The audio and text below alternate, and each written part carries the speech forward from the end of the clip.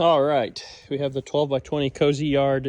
I don't know if you want to call it a gazebo or a pergola, I forgot. But anyway, it's got the double roof, mosquito net. I went ahead and had a 4-inch slab poured for it.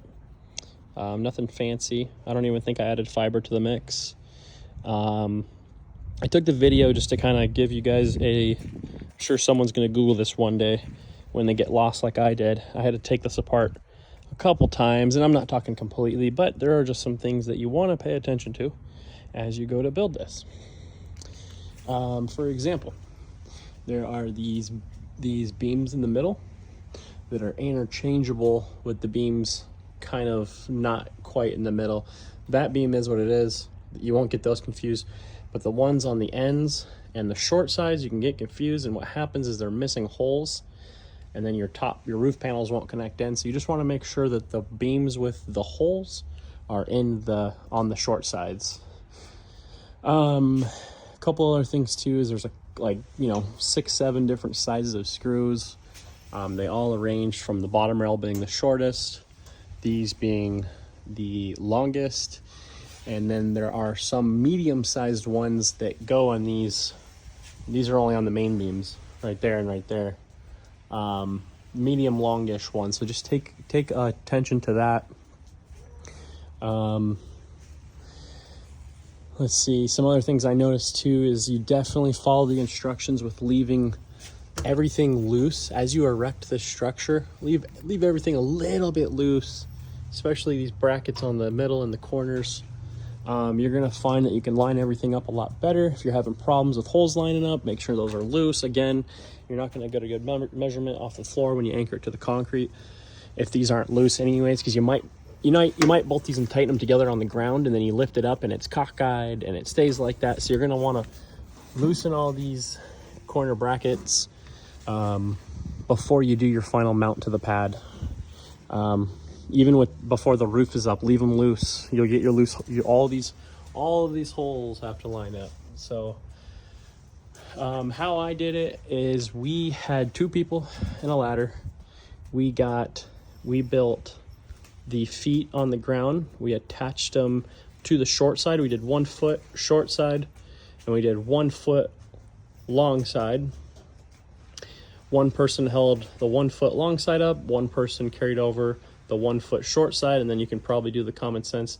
He held it right there. I carried this over from the grass, stood this one up, connected it, lined it up with his beam that he was standing there with, so patiently screwed it in, and then we had a nice L. And then we kind of just did that same thing over here, and then connected the middle beam pieces right there. Getting the main frame of the roof, do this on the ground as well. Don't try to do these legs in the roof while it's up here unless you got like 6 people.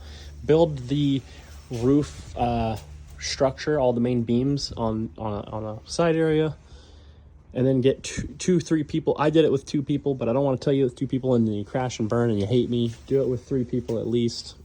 What we did anyways with 2 people though is we built this whole thing, the top middle, with its main corner beam. So 1, 2, 3, 4. We built that on the grass. We each got on one end, carried it over here. We actually carried it to the short side and we threw it up this way. And I got a ladder right here and carried it, and he pushed it, and I held it, dropped it into these corners, put a bolt in each corner. Then he was finally able to let go. Again, get a patient helper. But anyway, those are just some of the things that I went through.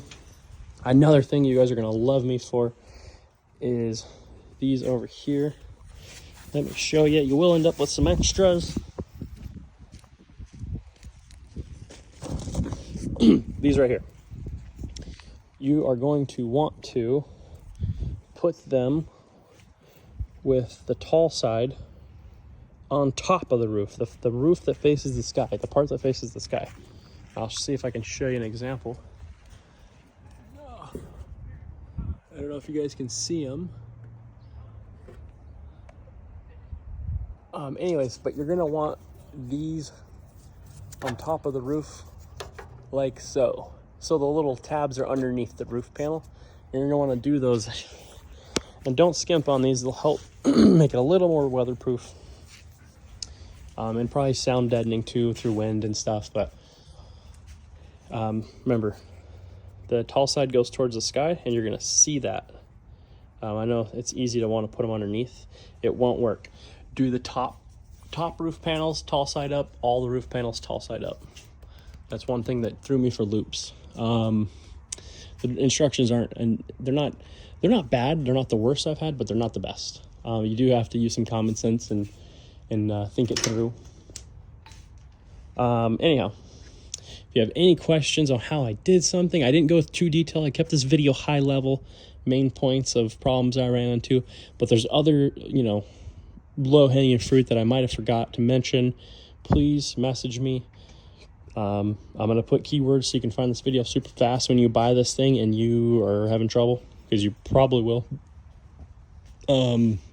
It's a great structure. There's some things I got to work out here, like the bug vent up there.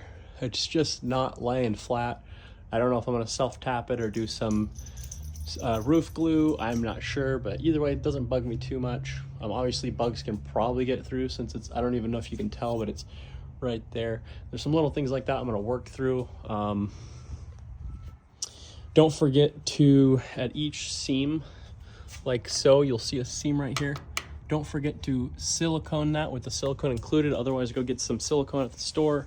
There's a lot of joints. There's 1, 2, 3, 4, 5. I think there's about 6.